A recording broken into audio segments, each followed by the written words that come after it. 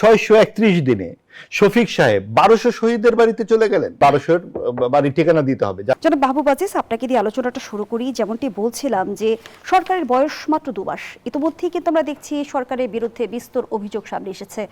দমন, আধিপত্য, ছাত্র রাজনীতিতে নিয়ন্ত্রণ, এমনকি বিরোধী দলকে রাজনৈতিকভাবে নির্মূল করার হুমকি।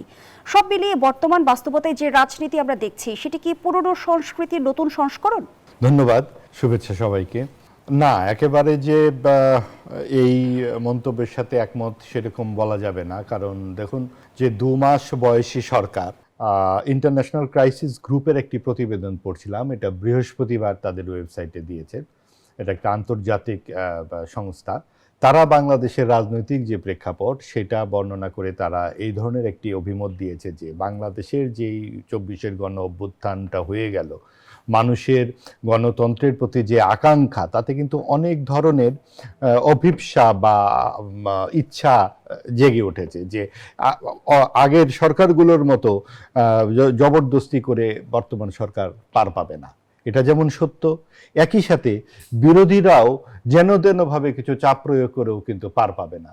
যেমন ধরুন, এখন কিন্তু সাম্প্রদায়িক একটি শক্তি বিরোধী দলের জায়গায় আছে, ডানপন্থার যে একটি বিকাশ আমরা দেখতে পেয়েছি, সেটা যে কোনো কারণেই হোক, অনেকগুলো বাস্তবতার কারণেই একটি এমন একটি শক্তি এখন বিরোধী দলের জায়গায় আছে যাদেরকে আসলে বিশ্বাস করাটাও কঠিন। আপনি দেখুন, প্রধান বিরোধী দল যেটি আমাদের জামাতে ইসলামীর আমির সাহেব শফিকুর রহমান সাহেব কি বলেছেন গতকালকে, আপনি আজকের পত্রিকাতে খবরগুলো আছে যে তিনি 1200 শহীদের বাড়িতে গেছেন, 1200 শহীদের বাড়িতে। এবং তখন বিএনপির একজন সদস্য, প্রতিমন্ত্রী, তিনি বলেছেন যে 840 জন শহীদের তালিকা আছে সরকারি তালিকায়, তাহলে উনি কি করে 1200 শহীদের বাড়িতে গেলেন?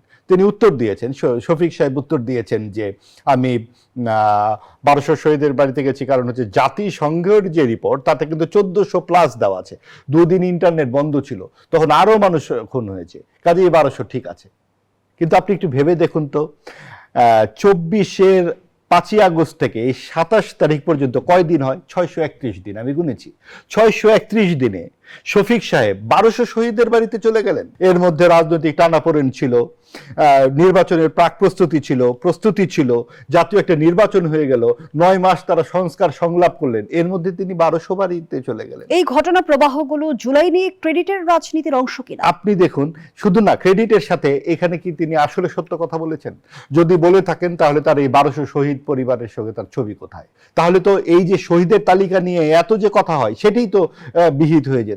তার মানে এখন প্রধান বিরোধী দলীয় নেতা শফিক সাহেবকে কিন্তু এই 1200 বাড়ির ঠিকানা দিতে হবে।